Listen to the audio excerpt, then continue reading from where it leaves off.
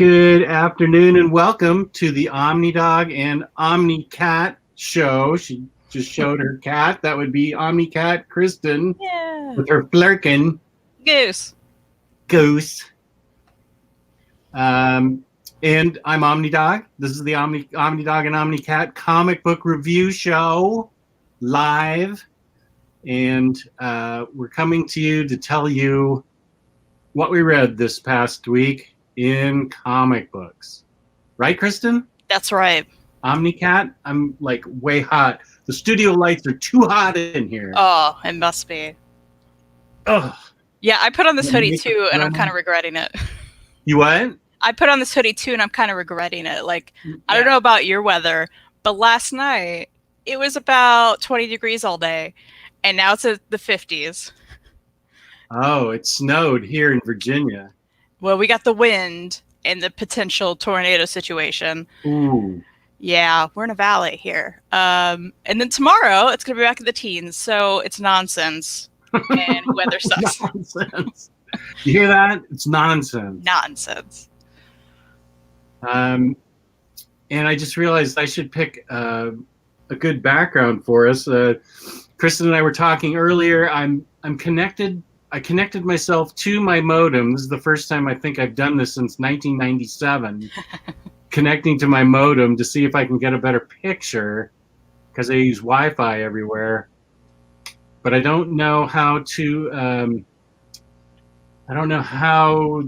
I'm gonna have to work on this because I just thought it would take over everything. The computer, but my laptop says I'm still connected to my my Wi-Fi. I mean, I guess I could turn Wi-Fi off, but then everything would probably shut down and explode, and we wouldn't have a show. So I better not do anything. I'll just leave it like it is and hope that it looks good over the air. I mean, like I was telling you, I do this all the time because my Wi-Fi is not that great. Yeah. And it shows like a connection. When you look at the Wi-Fi connection, it shows a plug connection and the Wi-Fi. But you should be running on your plug connection. To my knowledge, that takes over, at least for me. That's interesting. Where do you see that when you do it? Wait, well, what kind of computer do you have? Yeah, our computers may be different because I'm on a PC right now. So I just lost all respect for you. You strike me as more of a Mac gal. I have a Mac in front of me, and I'm on a PC. Oh, all right. Best of both worlds. Ooh, here's a nice compliment already from Jesse. Say what? Just left Target and bam, you guys are on live. Definitely a great day. Target is great, Jesse. You're right. I was thinking more of the compliment he was paying us, but yeah, Target's cool. Also great. So that's a great day. Yeah. Target is cool. I have to return an action figure there, to Target. So I'm hoping that a month later they'll still honor it. I don't know. A month later? Why'd you wait a month? Because it's been in the backseat of my car, and and I don't want to go. I don't want to leave the house. I don't want to go see the public. I don't want to go to Target. I especially don't want to go to Walmart. Not a fan of Walmart. It's just too crowded and full of people and things.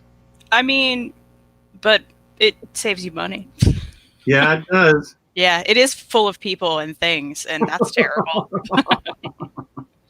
I just and they don't have a good toy department at my Walmart. It's weird how Walmarts can be so different. Oh yeah. The Target toy section blows too where I am, and so do the Walgreens. I just don't have good luck for toys in my area. And when I say toys, I'm talking about like Marvel Legends or even Pops that I would pick up for friends if they wanted. Mom, Target's so good at Pops. Like, too good. Like, I didn't want to buy any more Pops, but then I went to Target good.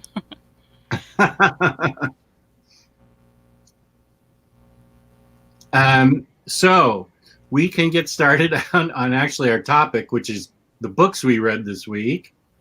Are you still on your crazy schedule? Yeah. I'm lucky I got you at all. I know, right? Yeah. I'm aiming for next month being back on my regular schedule. I'm training someone right now, and she's doing really great. It's just a matter of trusting her alone at this Mm. point. So, yeah. Because, if she messes up alone, it's on me. Oh, I get that. Yeah. Yeah, well, I've lost Jenny, my movie gal, because she got a new job and it's taken over her life. Mm. So the movie show has to go on hiatus. And then now till April 15th, Tyler's an accountant, so I've lost him for the next 3 months. Yeah, he'll be nice and swamped, right? With that? He'll be nice and swamped, right? Yeah. This is what he works really hard for these 3 months. Then he takes the summer off. Then he's got to go back to work in August for the October 15th extension date. Mm. And then he takes like the winter off. He's got like a student schedule. Wow. That's kind of cool. Yeah. Schedule-wise, yeah, but I wouldn't want to be doing somebody else's taxes. Oh, no. I don't even want to do my own. Yeah.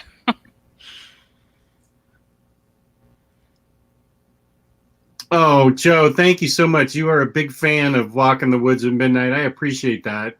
Yeah, Jenny's swamped with work and just can't watch movies or appear on the show. And I don't want to do the show without her.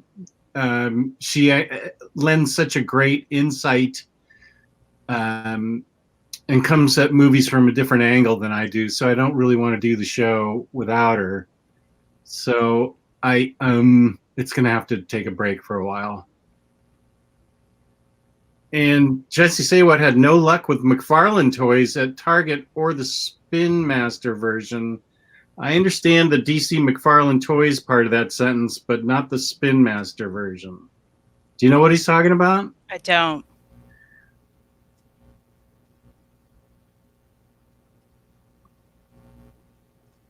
Pain in the butt show guests. I think Mitch is saying he's a pain in the butt. That's the all I can get out of that one. So I'll tell you what I watched. Do you watch scary movies at all? I like thrillers a lot. I'm not into like the gory scary. Yeah, no. But the other scary, every now and then I'll watch some stuff. I watched Conjuring 2. We were going to review that this week.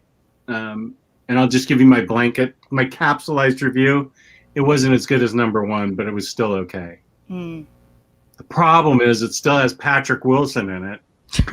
And I don't like Patrick Wilson. That is a problem. Yeah, that is a problem.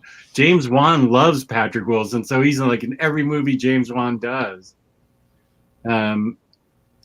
So there's my Walk in the Woods at Midnight capsule review. Perfect. It was okay. Yeah. Did you ever see, as a thriller, it's not really that horror-y, but it's a definite thriller, was Don't Breathe? No, but I wanted to see that one. We reviewed that. I think that was our last review before the show went on hiatus. And I am not kidding. My hands were shaking for an hour afterwards. I had to have it on my laptop. I can't remember why. I don't remember where I got it, but I can't remember why, but it was on my laptop, and so it was right in front of me. It was such a thriller that my hands were shaking for an hour afterwards. I was wrung out like a sponge after that movie. That sounds kind of terrible. Like I had so much anxiety, I shook. Yeah, it really is true. I did. I mean, it was really great. That's why I wanted to do a show with Jenny at some point, like why we like being scared or why we like putting ourselves through that. Because you're right. Why would I put myself through that? I was shaking. I was sweating. I was like all jacked up and just like, whoa, I can't believe that happened. But it was still a tremendous experience. But I would like to know why we put ourselves through that, horror movie fans. That's the endorphins and everything. Part of it feels nice, part of it doesn't. The Collector, I am starting Berserk this weekend. I've narrowed it down to this weekend. Oh, wow. Because I've read everything else in the stack, but Berserk, I've kind of read around it. So it's just sitting there now. You have to. Yeah, I have to read it. That's quite a chunker. Yeah. And I, promised David Codd that I would read it in January. And we're already at the 18th. Yeah, it's breezing by, isn't it? Yeah, I've only got like 2 weeks left to read this book. So speaking of books, what did you read? And would you like to tell us about it? Oh, yeah. So I'm going to start with probably my least favorite in the stack, but I still liked it, which is Stranger Things 6. So this is the second, I think, Stranger Things. It's not a continuation. They're like side stories. So this one is about, there's 11, of course. Well, there's all these other test subjects where 11 was. And this one is about 6, which is this girl. I believe she's a teenager. And she was kind of taken into the creepy organization that 11 was tested on and went to as a younger child, not super young, like 11. She was probably already a teen, like a younger teen. And she kind of had like a rough upbringing. This is her dad, who was terrible. And once he found out that she had these powers to kind of see the future, her dad was like, oh, win the lotto for me. And you're terrible if you're off by a number. And, was really terrible to her. So this guy who took 11 in, who runs that organization, which I don't even know. Did we ever find out a name for? I don't know. I can't remember. I can't remember. Yeah, you know what I'm talking about. Yeah. Oh, yeah. So anyone who watches the show will know what I'm talking about. And this is great. Like, I don't think these are good stories to just pick up if you haven't watched the show. But if you've watched the show and you want, like, further stories, like the other one, which I can't think of the name of, the other story they've come out with in comic form, goes deeper into Will and what happened when he was in the Upside Down. So this one is just a totally different side story, a character we haven't met yet. I don't know if these are canon stories, but they feel like they are. So, this is just, again, a completely different side story. We see a very brief, like, it shows 11 in a room that she, like, passes. So the characters aren't in here. But this was just a nice, short, little side story. Like I said, it's probably my least favorite in the stack. I didn't absolutely love this, but I think it's a nice, quick story if you like the show and you want more about all the characters we don't know about yet, if you want more about that organization and what happens to specifically this character 6, who I did like, and what she went through. Because she ultimately realizes, oh, this organization is creepy and they shouldn't be like testing children as they are here and like doing terrible things to them. So I need to get out of here. So she tries to, plot to like get out of there and break free because, this dude, creepy. Oh, yeah. Matthew Modine. Yeah. Which the art really captures his actual person very well.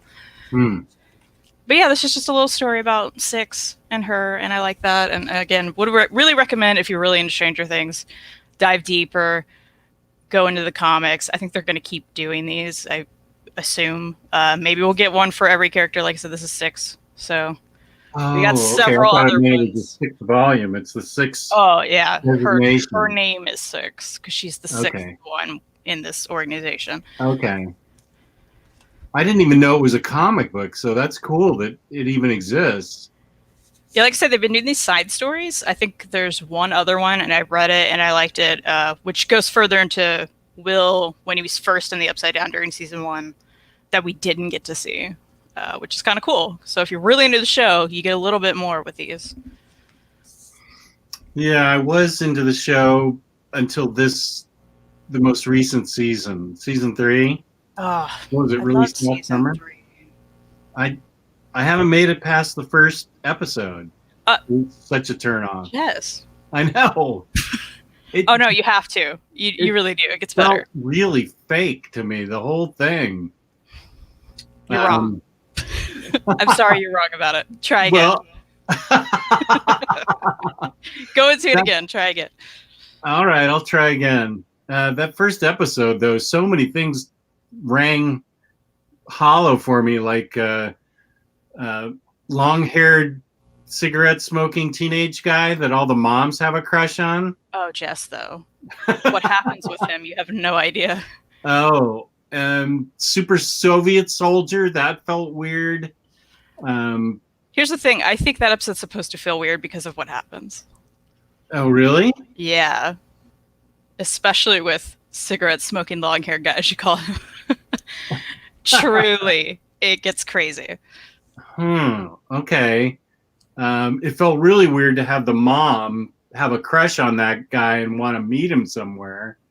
That just felt off to me. The whole teenage kids making out with each other seemed weird to me. Not that they don't make out, but it seemed so forced. I don't know. Episode 1 just turned me off. But you're saying I need to go back and watch it. Oh yeah, Mitch is right in the chat. He's saying he's literally the best thing about season 3. It's so true. Like long-haired cigarette smoking kid? Yes. Okay. I can't say anything, but I promise I think you should give it another chance. Get beyond that first episode. All right.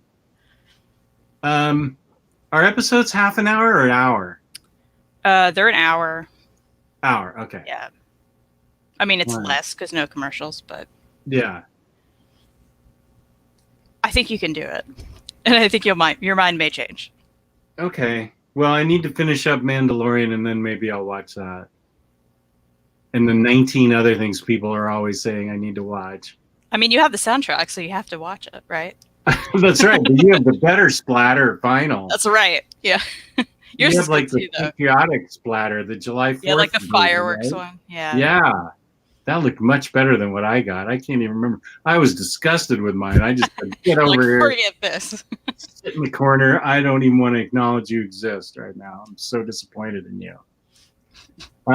I read. Okay, so I will watch Stranger Things season 3 because you're telling me to. I think your life will be better for it. That's how I judge things. The first book wasn't my least favorite, but it's the book that everybody's been reading, so I don't need to say a lot of it because I feel like everybody's read House of X, Powers of 10.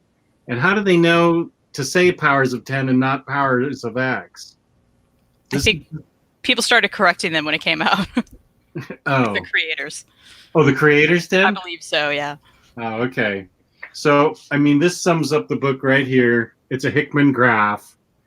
There's lots and lots of graphs in this. There's lots of text reading stuff.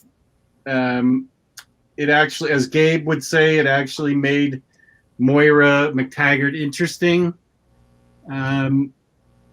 So I don't really know that I need to say a whole lot about this book. This is my 3rd time reading it, and the artwork is fantastic. I mean, I will say that.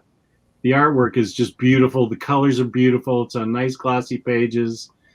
And there is one thing about the story that I will say that I don't think I thought maybe on my 3rd read through I'd have a better grasp on it.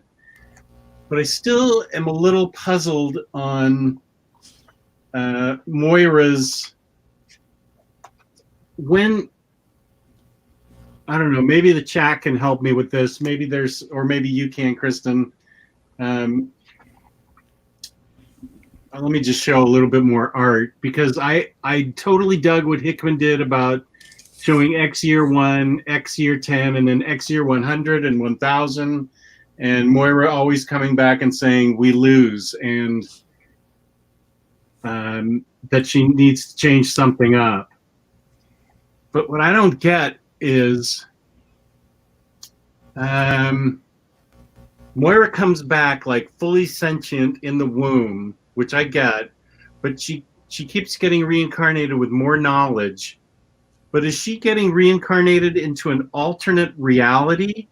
Because no time seems to pass when she gets reincarnated. She comes back to the same spot in time every time. So it's not like if you or I got reincarnated, I'd have to live my life and then 40 years from now, let's give me till I'm 100. then I die and come back. Well, that's 40 years from now. But she seems to keep coming back at the same point in time in this book. So my question is, what's happening here? Is it an alternate reality that she keeps creating by being reborn? And is that the main reality? Or because no time passes of these reincarnations and she keeps coming back with more knowledge, growing up with this knowledge. And now at the end of this book, they're going to go forward with this knowledge and try and save mutant kind from the final collapse that always happens. So that's my question. If anybody in the chat knows the answer to that. Otherwise, I love the book. It's got great concepts, very interesting writing. I love all his charts. I love all the background and history and everything. It's a great value for, well, $60. And I got it at half that, I guess. There's a lot of Emma Frost in it, which is good. She's really a badass. Oh, but I will call bullshit on one thing. I should have put a tab on it. It happens early, and it's a drawing of. This is what happens when you get a drawing of when an artist draws someplace they haven't been, because they drew a picture in the background of somebody spying on like the Washington Monument, and they drew a bunch of forest around just the Washington Monument. I'm gonna have to find this because the mall is completely barren of anything but like really tiny little short trees. It's not like there's a forest growing up around the Washington Monument. So couldn't there be in this X universe? That's probably their excuse, right? Oh, okay. Oh, okay. Everybody is saying it's like the Tom Cruise movie that I like so much. Yeah, Live, Die, Repeat or something like that. Yeah, yeah. Kill You Later or something. What's it called? I thought it was Live, Die, Repeat. Live, Die, Repeat. Okay, where he keeps coming back with more knowledge. Okay, it's like that. All right. I understood that movie, so that means I can understand this comic book. You know that movie's based on a manga. What's that? Right. That movie's based on a manga. And I love that movie, and I love that soundtrack. That's one of the few movies that I actually bought the Blu-ray for, because I generally don't buy movies. But I love that movie so much that I... Edge of Tomorrow, I think, right? Isn't it called that too? Edge of Tomorrow, and it's called Live, Die, Repeat. Oh yeah, it had like an alternate title or something. Yeah, like that, right? Yeah. There's Champion Puffa and T2 Fallen. Thank you guys for showing up. Okay, I understand that. Then it's like that Tom Cruise movie. Okay, good. Well, that helps me understand it more. Highly recommend this book. Everybody already loves it. Everybody's saying it's a breath of fresh air for the X-Men, and that it's made them excited for weekly or monthly rather comics. And I can see that now, but I can't read monthly comics anymore. I have to read a deluxe edition, so because that helps me read a lot. That the reading experience is a lot better for me. So I highly appreciate Marvel immediately releasing a deluxe edition of this thing, even though usually you end up waiting a year. These guys released it right on the heels of 6 issues of each one. House of X, Powers of 10, 1 through 6, House of X 6. So I was really happy about that it immediately came out with a deluxe hardcover. So that was awesome, because usually you have to wait. I mean, I'm still waiting for Tom King's Batman Deluxe Volume 5, and that's not coming out till summer. But I'm going to start bashing on DC. That'll be a whole different show. Oh, yeah, All You Need Is Kill. Is that what you said? All you need is kill? All you need is kill. Yeah, I've read that. I have that on my shelf. I liked it. He says it's Philip says it's quick and short, and it is. It's fun though. Yeah, it's good. Also, now that you've read Powers of X, I need to read it. I'm the only one now. Now that you've read it, I'm the only one. It's right here. I got to pick it up. But anyway, so that's not what I read. So you've got this book too, and you just haven't read it? Grabbed it from the library. Didn't buy it. Not going to buy it, but you're not going to buy it. Ready for me. Well, you should keep it for as long as you can, because I needed to do a reread of it a couple times. And now that it's been put into perspective for me, thank you to the chat, now I understand it a lot better. It's funny how seeing it on the screen, I could accept it and I understood it. But it was harder for me to digest reading it, the Tom Cruise thing versus the comic book thing. But there's Ryan Sace, the Welsh bastich. Hey, dude, how's it going?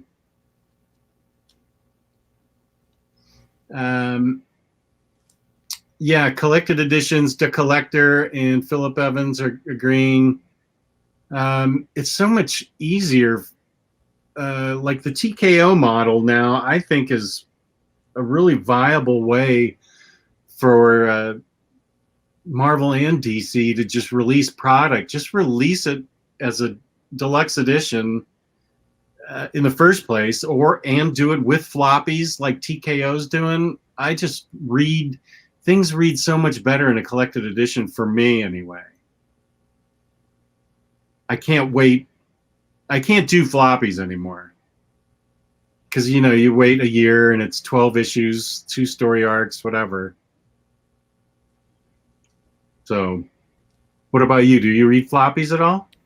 Only certain ones. Like last year, I picked up, especially the end of Giant Days. I read the Giant Days via floppies via Hoopla.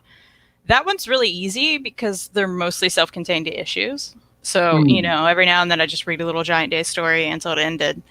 Obviously, everything's better when you can binge it. It's, always. Right now, I'm reading Buffy in floppies, and that's the only thing I'm really reading in floppies. And that's been great just because I want to know what happens immediately. So yeah, you're a big Buffyverse fan, right? Huge Buffy fan. So I can't wait. It's the only thing that's making me buy floppies. Also, I want to literally support it. Like, I'm like, please never take this away from me. So I won't give you any money to buy it. Well, you're putting your money where your mouth is. You're definitely supporting it then. Yep. That's really funny. Although it's true. So what else have you read? Yeah, speaking of things I want to never end, that may. Oh. So I want to buy all of it. I believe I've talked about maybe on here the first volume of Rocko's Modern Life from Boom. This is the second volume. I don't know that you've... Maybe I haven't. I don't know. I don't think you have, because usually when you wax poetic about something, I immediately write it down and I'm like, I have to get this. And if you're waxing poetically about this... Oh my gosh. I don't think I've heard you talk about it before. Okay, well, here we go. Strap in. Rocko's Modern Life, of course, was one of my favorite 90s Nicktoons of all time. This is from Boom. This is the second volume, like I said. You can just pick this up. It's issues 5 to whatever. But it's its own self-contained arc, so I wouldn't recommend it. Just get the other one. Read them all. They're all great. But this particular volume, one, the art is just completely perfect. The writing is spot on with the characters. So if you were at all a fan of the series, here we are. We're back. It is literally Rocko's modern life. This is set in current age. So it's not back in the 90s. Now we're back in like 2020, basically, right? So this volume in particular, Rocko is working at this Comblamo corporation that's kind of like, they deal with the customer service of kind of like Alexas from Amazon, right? So those little robots are taking over everyone's house. And the corporation is run by like this evil snake guy. And they're really corrupt. And all of the people who have those Alexa type devices, they're wanting everyone to buy more, buy more, buy more. They're like, hey, well, you're doing this, we'll totally buy it for you. And everyone's like, wait, no, I didn't say that. I didn't say that. So all these people are going nearly bankrupt because they're just blindly buying stuff from these like robots. And they're calling the call center that Rocko works at to get help. And he's like, what's going on? This is terrible. Let's see. Is that in the first issue? Maybe I skipped it. We can get people's Alexa to buy stuff for them right now. Hey, Alexa, play Women in Punk Rock. You're going to make so many people mad, aren't you? Alexa, play punk rock. Alexa, play death metal Slayer. You're probably making everyone lose their minds right now. I did that to my wife one time. Ryan Say says his Alexa heard him. It'll happen. There we go. Is it playing Women in Punk Rock? So, Rocco's dealing with this. He's trying to volt against the company, but of course that gets him fired because he gets fired from everywhere. And then everyone thinks he's crazy, so he's put in like an institute, and they're like, wait, this isn't happening. He's like, no, they really don't care. And the evil snake guy who is let's see, where's that boss at? I don't know, it's great. He's like, you gotta get out of here. You can't know my secret that I'm trying to like bankrupt he's really the world. A snake guy. Yeah, he's a snake guy. He's pretty snaky. Yeah. And of course Heifer and Filbert like get him out of the, psychiatric ward he's in. Anyway, so that's a whole plot point. And there's also a plot point where Rocko tries to work at, because he gets fired from every job, because that was kind of the bit back in the day. He would get fired at every job. That was the one Nick show that my daughter and I didn't watch. We watched a lot, but we didn't watch Rocko. Didn't you have a Rocko shirt? No, I have a Hey Arnold and a Reptar shirt. Oh, well, that's too bad. Well, his whole thing was he was terrible at every job. He would get fired, and that continues in this. And everything just sucks in his life usually. So Rocko also tries to discover social media, and that's him trying to take a selfie. He's really bad at it, of course, because that's at a different marketing job that he's trying to get. And he accidentally goes viral. So he takes a picture of his dog Spunky in the mirror in his underwear, and that picture goes viral. So then he gets all these followers, and he has Spunky do all these crazy things. There's Spunky like, juggling fire and stuff. And he keeps getting followers, and he's like hooked on that social media. It's a big social media commentary, what it does to you, because he goes crazy. He again loses his job again because of it. And turns out everyone doesn't want to meet Rocko and deal with him. They want Spunky. So then Spunky gets taken over by this advertising corporation, and he's taken away, and he's like, oh, I just want my dog back. Like, this is all terrible. And Spunky's living the life, and he's like, forget you. So that's another one. So anyway, if you like the show, this is really great. It's so true to the voice. They just came out with Rocko's Modern Afterlife, which I need to pick up, which is Rocko's Modern Life in the zombie world. So Boom is doing some really cool stuff with the 90s shows, and they're totally worth it. So if you all liked the show, pick it up. That's cool. Crazy Jane is saying, thanks, Jess. American Jesus is now playing in my kitchen. Right on, man. You did it to everyone. My Alexa is upstairs, so you'll walk upstairs and you'll hear it. You're like, what? Yeah, unless somehow my voice carried upstairs. They're everywhere. I did play a joke on my wife one time. This was back when I was visiting Riley, so this was like 2017. I have the control for Alexa on my phone, and she was home alone, and I didn't choose it at night, but I started having Alexa play at random times during the day when she was home on a Saturday. So she'd be ironing, and all of a sudden, and I did choose Women in Punk Rock, and I turned the level way up. It would just come blasting on from nowhere, and she called me. She said, Alexa's haunted. She just keeps coming on and playing music. I can't turn her off.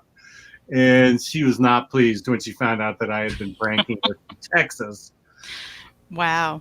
It was the greatest prank I've ever played. It was so worth it just to hear her flip out. The book I read is, I decided I'm going to squeeze X-Men from two eras. I'm going to squeeze it. I'm going to start reading, like I already read House of X, and I'm going to read a bunch of modern stuff and go back. And then I read X-Men X-Cutioner's song as part of my sort of X-Force read with Tyler that I was doing. After this, I'm going to read Deadpool and X-Force, and then Cable and X-Force.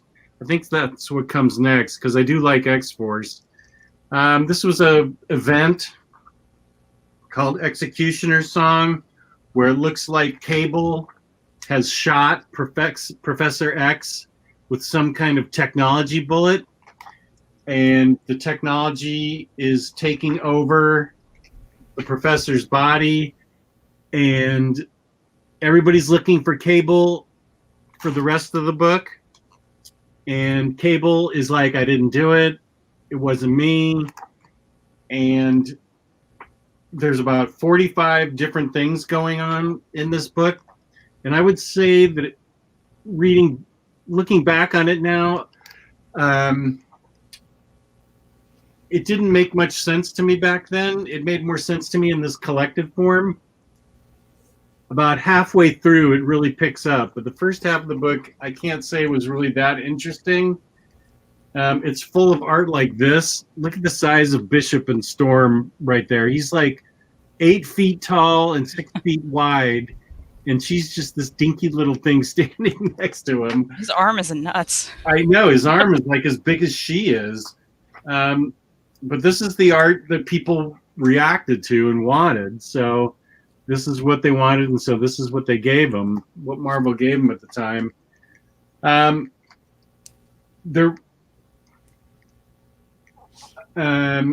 Apocalypse is awakened, and it's actually an interesting story. There's an awful lot of things going on in it, because it's like X-Force, X-Factor, not New Mutants, because I think X-Force took over for New Mutants, but X-Men. So there's an awful lot of stuff going on between the 3 comics. Let's see, it's X-Factor, X-Men, X-Force, and Strike File, and Uncanny X-Men. Oh, Adjectiveless X-Men and Uncanny X-Men. So there's 4 comic books it's pulling from. And apparently this is out of print, and it's hard to find. I opened the cellophane on my book and read it, violating the first principle of OmniDog's Vault, which is to never read your books, of course, just collect them. So I don't know. It was a very 90s book, but the more 90s I read, you sort of have to get into this. You have to give yourself over to this kind of 90s vibe of excess, where there were bigger villains, bigger armed heroes, little feet, tiny pouches. Everything went on, everything's going crazy because they just threw a bunch of things against the wall.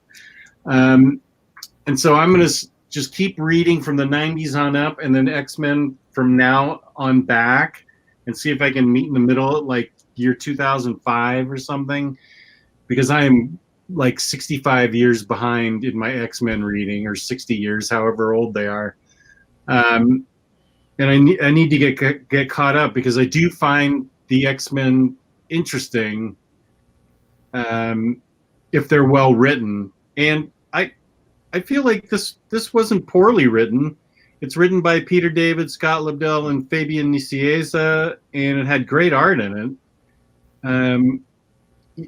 It was hard to go from House of X to this, because they're two such different writing styles and two such different eras that I need to sort of I should have had something in the middle, like a palate cleanser, to scrub my mind. But I can see how everybody fell in love with the X-Men back then, because of the big, powerful art and the big, crazy characters. And I don't know, it was, I had forgotten how fun these things could be if you just sort of blanked your mind and just let it wash over you. I think that's what you have to do with 90s comics. They were so excessive and so loud that you just sort of kind of have to give into it. And then, of course, then you get something I believe Omar would call House of X a smart comic.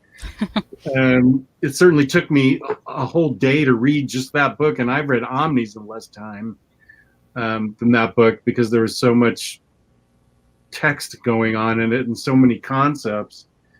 But yeah, I liked X-Cutioner's song, and I'm looking forward to continuing my X-Force read through with Deadpool and X-Force and Cable and X-Force, and then at some point I need to read Deadpool and Cable because I know that's supposed to be a great Deadpool run with Cable. So I want to read that. So what you're saying is something like House of X, you got to use your brain power a lot. But something like 90s X-Men, you got to turn that brain off. Just let it ride. Yeah, maybe it accesses two different parts of my brain. Yeah, maybe. Yeah. Yeah, that's pretty accurate. Turn your brain off, except for the part that lets you read. Right. And let it wash all over you. Yeah, well, this is a good point. I don't mean to tar every single 90s book because The Authority is one of my favorite books. Was it a 90s book? I thought that was a 2000s book. Let's see. Where are you gonna find out? I don't know. Maybe it was.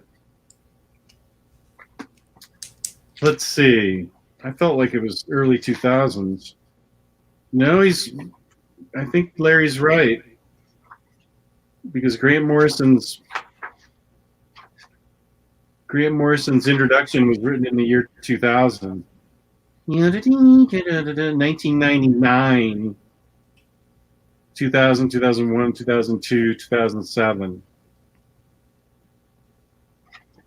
I don't know. Is it really a 90s comic if it only came out in 99? I think it's more of a 2000 comic.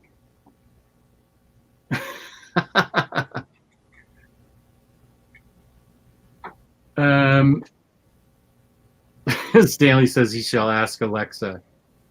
It was a 12-parter. Yeah, and it started in 99. But I'll whatever. It's cool. 90s were fine. I give in.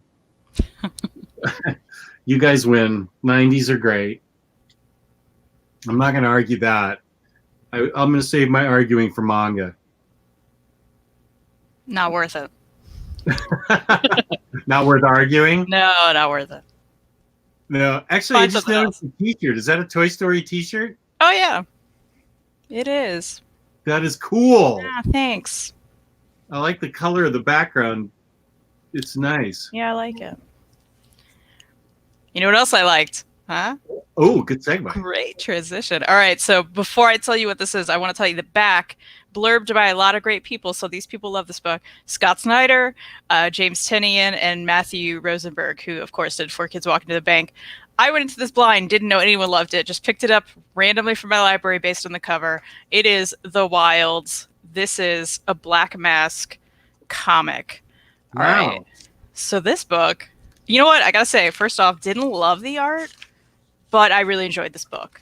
So this is about, it is basically, to put it very basically, a zombie apocalypse story without zombies. Instead of zombies, people get taken over by this bacterial something or another, and they end up looking like this, if you can see that, which they grow like these flowers out of their face and arms and hands, which is like, that's what this picture is coming from, right? Oh.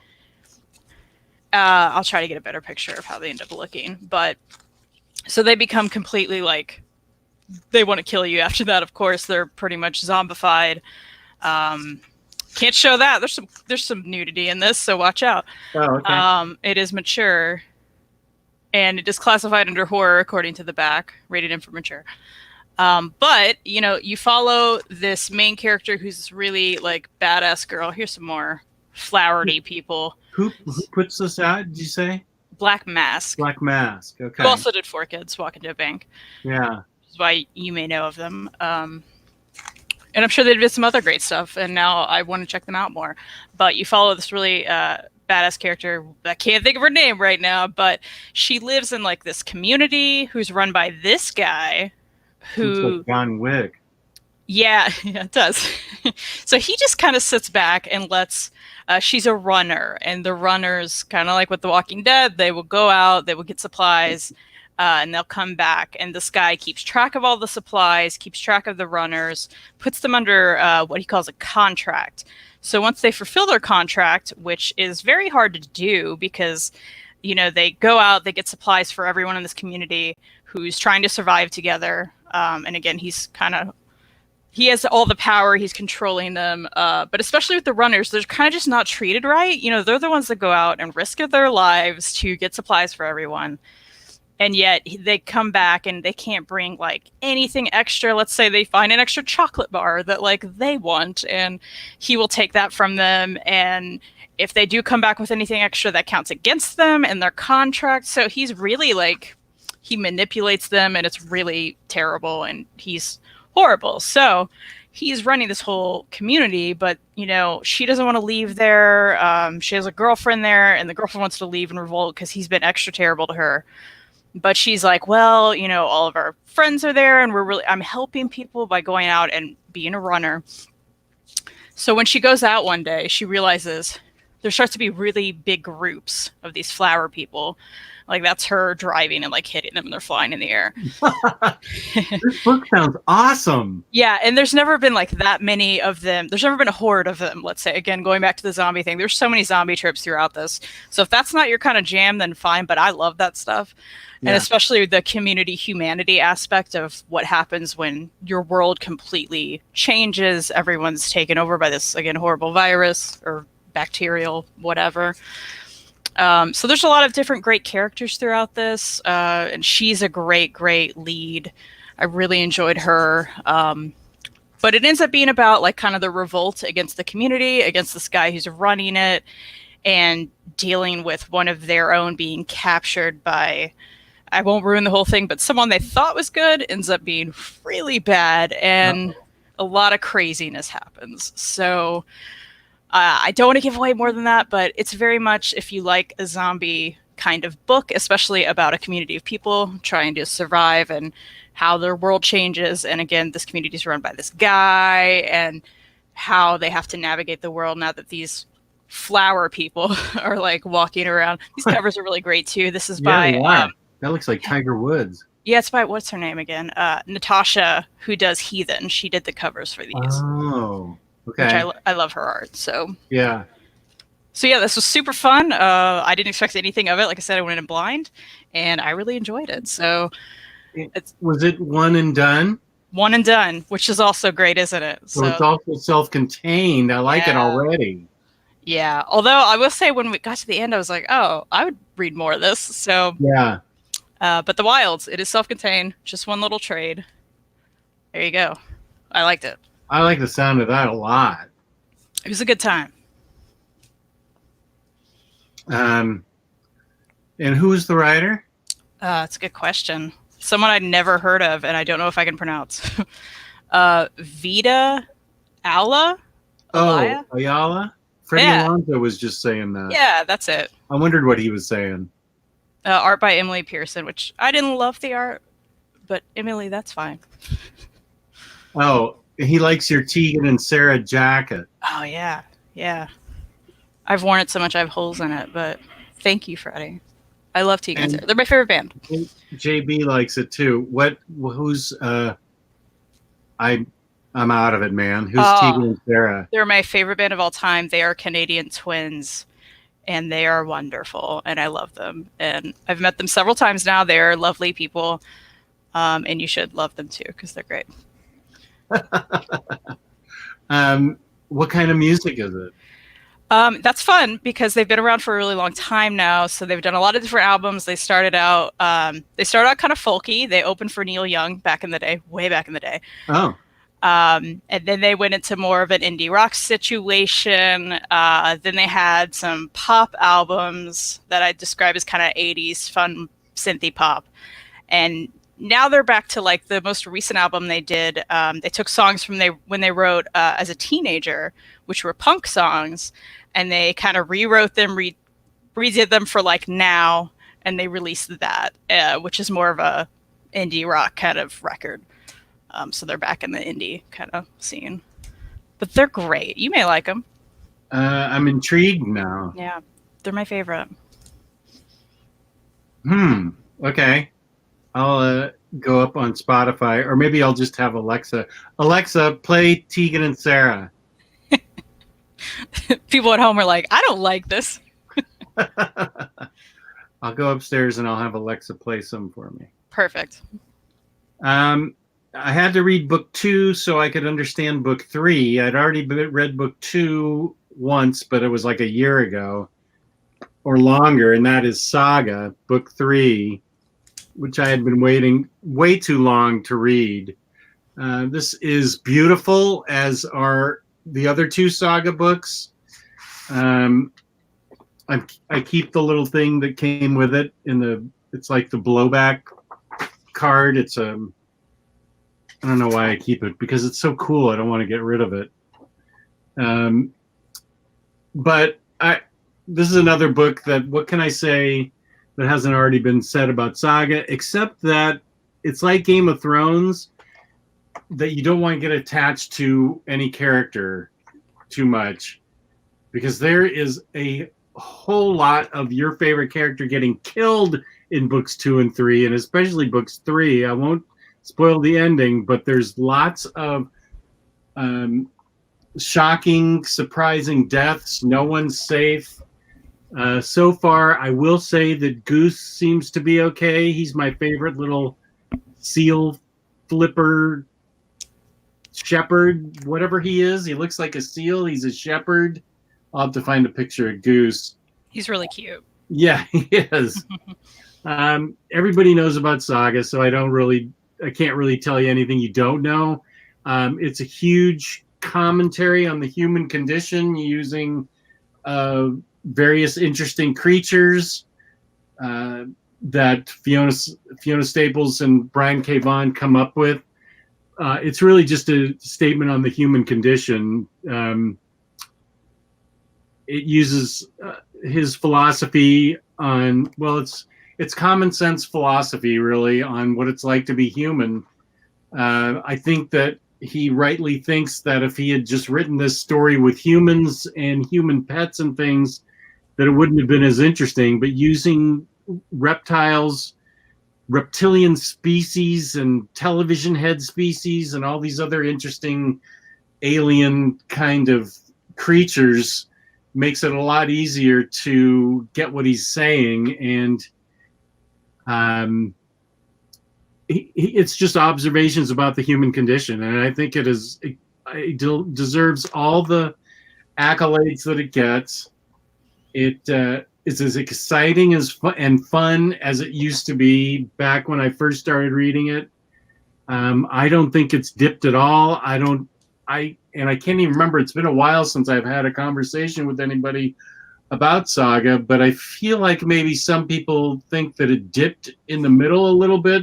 This goes up to issue 53, 50 or 53.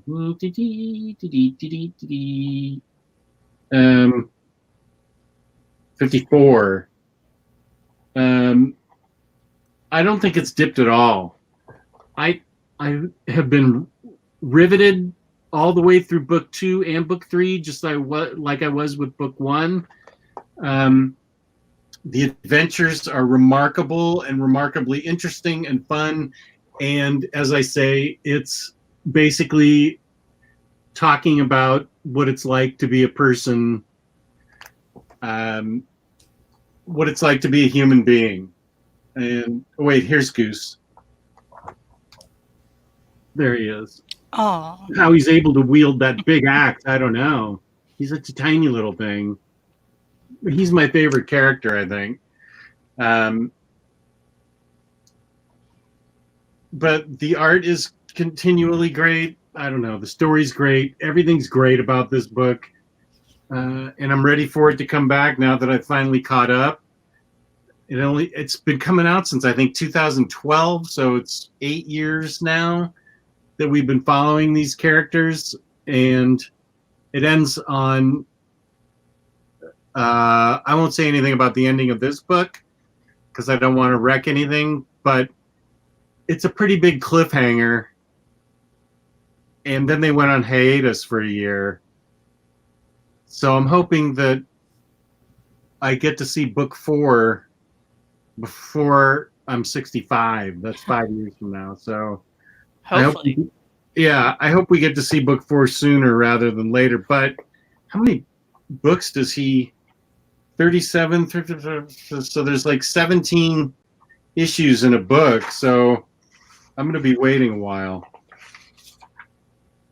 How many issues is this? 37 through 54. So like almost 20 issues in a book. And these are chunky, beautiful. This is what you want. Anybody out there that collects collected editions will tell you that these image books are high quality, beautifully bound. No dust jacket, which is colored. great. What's that? No dust jacket, which nobody got time for that. So it's perfect. Yeah, that's fine with me. I take books as they come, so if there's no dust jacket, that's cool. I know you don't like them. That's right. I forgot about that. You don't have to worry about it. I mean, does anyone keep a dust jacket on when they read? No one likes them because we all take them off. We're like, forget about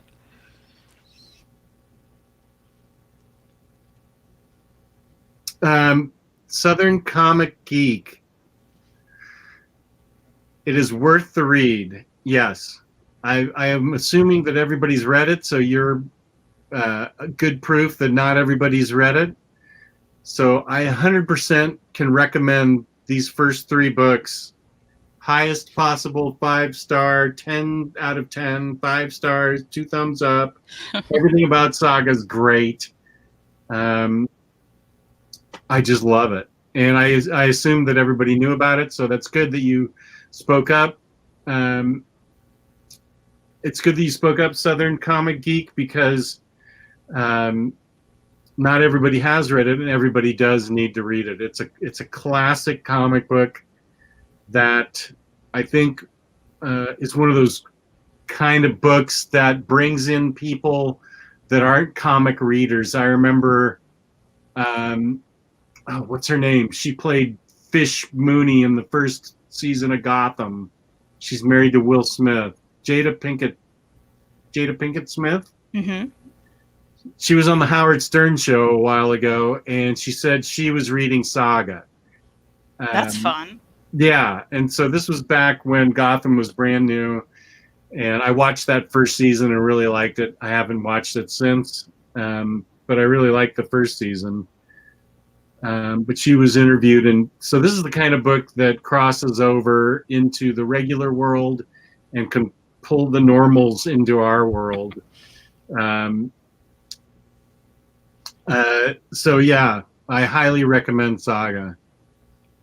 Me too. I still have to read that last book as well. It's kind of sitting over there for me. So you're making me want to pick it up and do it. I already kind of know the ending. I didn't know. I knew that I've got context clues. I'm assuming something. So maybe I'm wrong. I hope I'm wrong. I didn't know. I just knew that everybody said, "Oh, the feels with the ending." I'm like, "Oh, what does that mean?" And you know, people shocked and stunned and tears. I'm like, "Holy shit, what's happening here?" So yeah, I get it. I won't spoil it for you. Yeah, Southern Comic Geek, don't worry. I'm not going to spoil anything for you. You need to. I will say that Goose is okay. That's good. Goose stays safe. I don't think people could take it if anything happened to him. I want to protect Lion Cat too. I have a statue of Lion Cat. The best. Yeah. Let me see if I can get it without breaking it.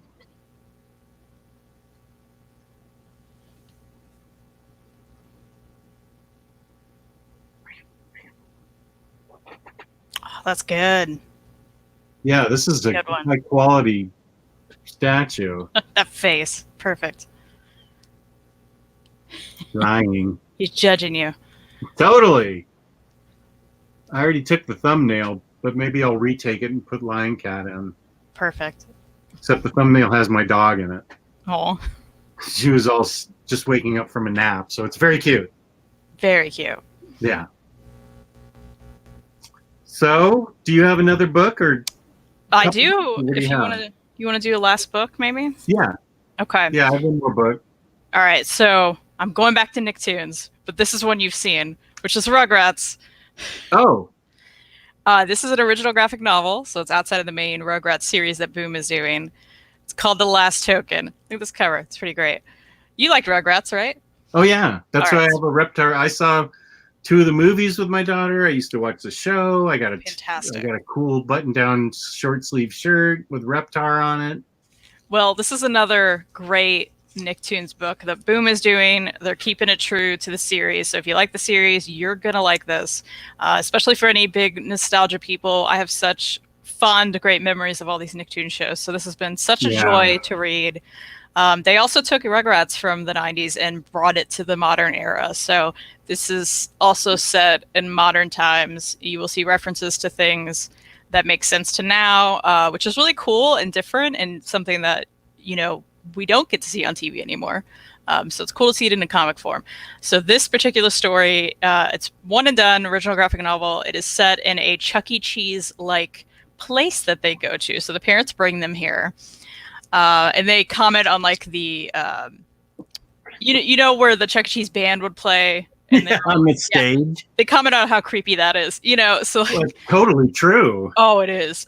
There's clear like references to Chuck E. Cheese, even though, of course, they don't say Chuck E. Cheese, but it is. I mean, there's a rat walking around and like a wizard too, like totally. So there's a lot of fun references to, you know, if you were a kid and you went to Chuck E. Cheese, like I did, like a lot of us did, that'll be fun for you as well. I remember taking my daughter to Chuck E. Cheese. Yeah, I mean, what a good fun childhood that was. But thinking back now, I'm like, oh, I'd probably hate that as an adult, right? But so they go to this Chuck E. Cheese kind of place, and what ends up happening is there's so many kids there. They're all at different birthday parties and whatever. So they're all, you know, they have these tokens that they're using. They're all having fun. Well, eventually, I guess one of the employees who has the key to get into all of the games and get the tokens out and redistribute them, he's late. So what happens is all of the tokens are eaten by the machines because all the kids are there and they spend all the tokens and there's no more tokens. So the kids start rioting and they're freaking out. And Tommy ends up finding a really shiny, let's see if I can find it, token comes out from like under one of the machines. There it is. So he finds this token and he's like, oh, I got the last token. And this baby comes after him who turns into kind of a Gollum style baby who's after the One Ring. So this ends up being a whole One Ring situation, except with one token. It literally on the back says one token to rule them all. So all of the awesome. Yeah, and you know, Rugrats is big on their imagination. So all of the babies start turning into these Lord of the Rings type characters. Again, they can't really say that, of course. But this baby is totally Gollum, and it's so good. Like here's him saying mine, and he's running after Tommy to get the token. So then all these babies start losing their minds because Tommy has the last token, and they start, you know, changing into these Lord of the Rings style characters in their mind, you know. Chucky ends up losing his shoes because he gets so afraid, and he runs after them because he wanted to like not be anywhere near the babies and the apocalypse babies and all that. So he loses his shoes and of course starts growing hair on them. So he becomes the Frodo kind of character. Here's the Gollum baby again. I love this guy because like he gets dirtier and dirtier and clearly is turning into him.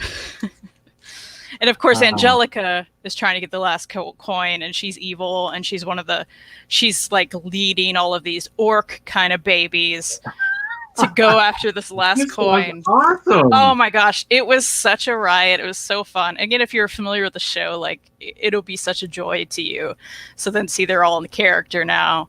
trying to get to the other side of this Chuck E. Cheese to safety and keep that coin. And they hear about this machine that takes tokens and gives you tokens back. So if you remember, they have them for gambling too, but you put in the coin and they sit at the side and they can push more off. You know what I'm talking about? Those kind of machines. No. You could do it with quarters. So they have those machines with tokens at like Chuck E. Cheese too, where you put one in and it falls down, and then there's like a row of like coins kind of pushing each other. And eventually, if you get the coin in the right spot, it'll push out a lot of tokens. Okay, I know what you're talking about. It's sort of like a I don't know what they're Pachinko called. machine. Yeah, kind of like that.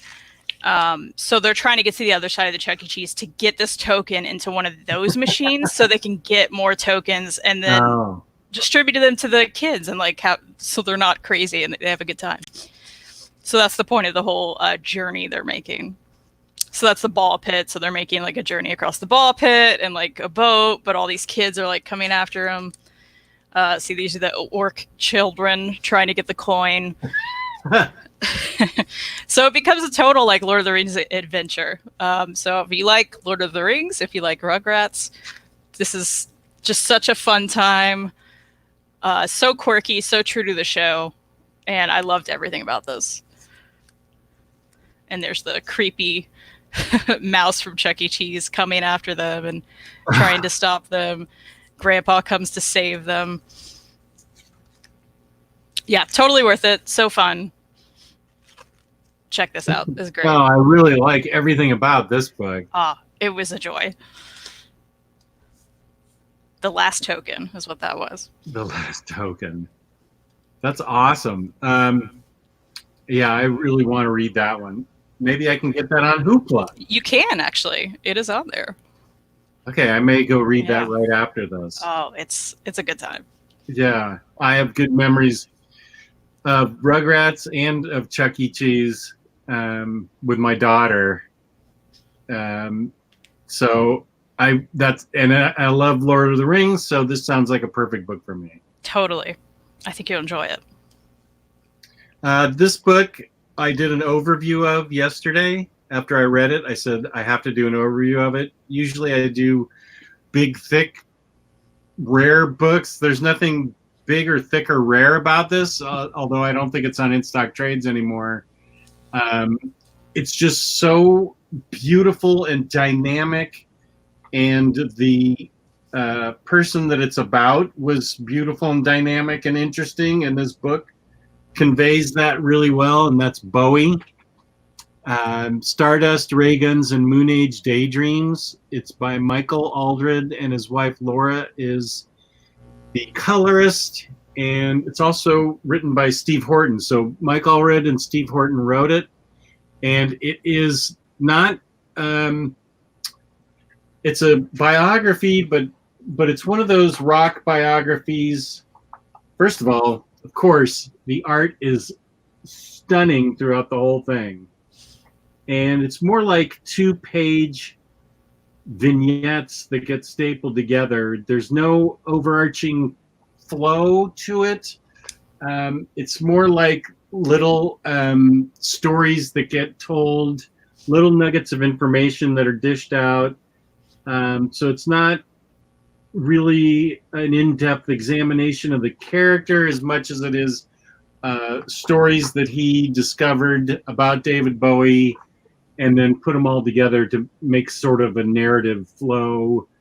But if you start reading it thinking that you're going to read one continuous story, that's where it's not going to work. It's more like a bunch of a ton of short stories that have David Bowie as the central character, and it's a study of him from his very beginning up through the Ziggy Stardust and the Spiders from Mars tour and making of the album.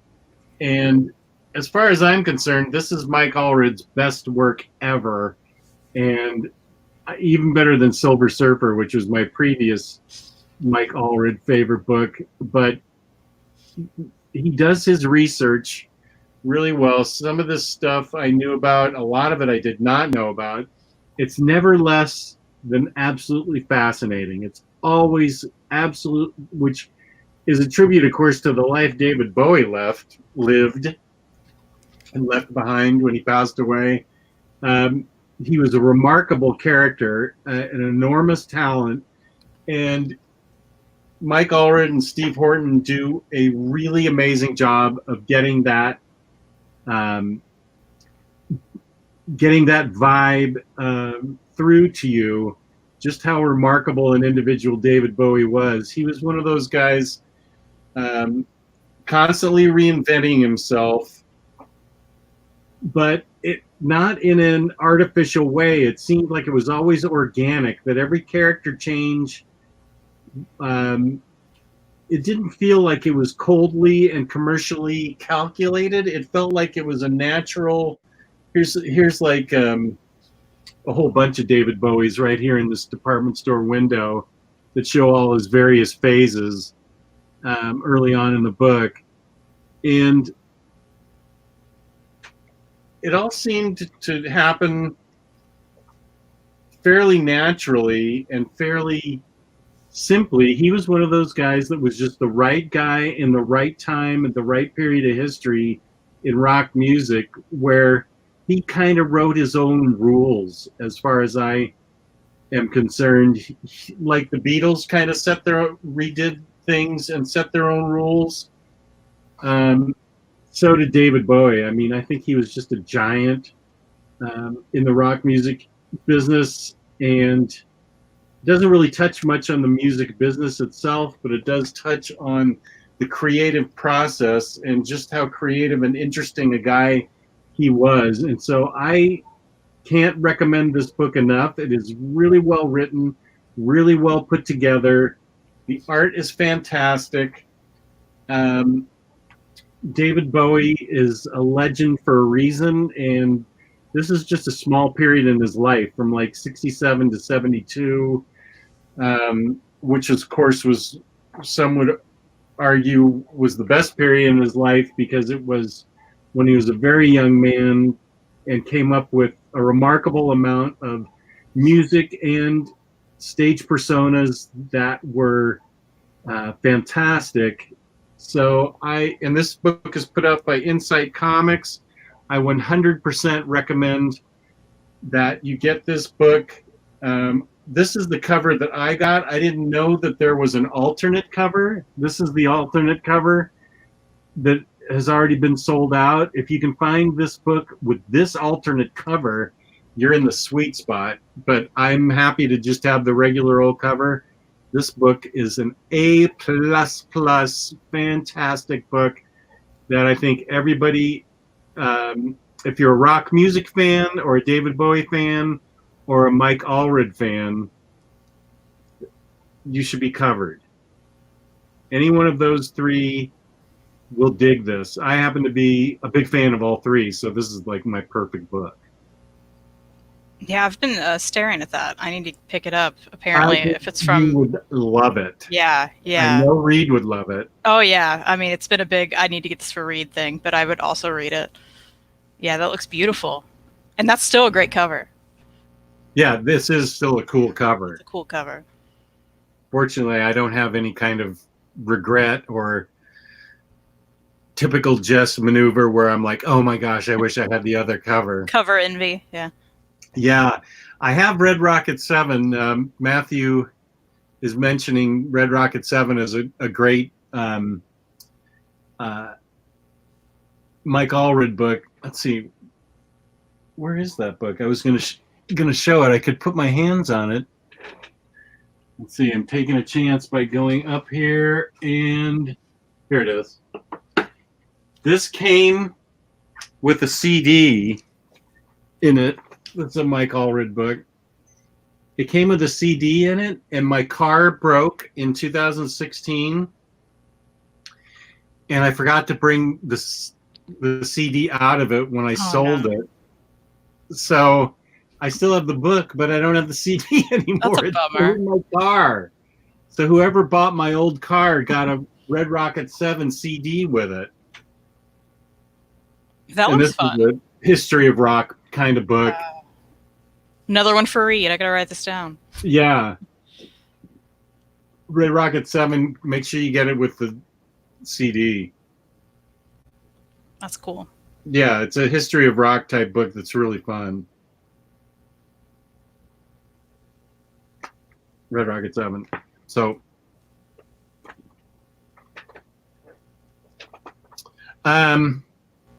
let's see. This is a good question from Tasty Melon. Is the Bowie book something you'll read again, or is it a one-time read? I can see myself reading this a lot. It was such interesting, but I'm also a huge David Bowie fan. So I think that it's David Bowie to me is up there. My personal favorites like Led Zeppelin and the Beatles and things. I just love Bowie so much that I'm going to go back and reread this. But if you're not a huge Bowie fan, you might not reread this. But it is, gosh, I just loved it. So I'm going to have it and easily reread it. And I know you and Reed would dig this book. Yeah, I'll definitely be picking that up. Yeah. Yeah, I definitely think so.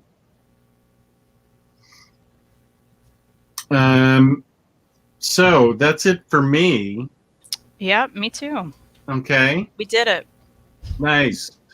Well, thank you for being on, and thank you for reviewing the books. Thank you to the chat. And if you can, everybody watching, please give this video a like.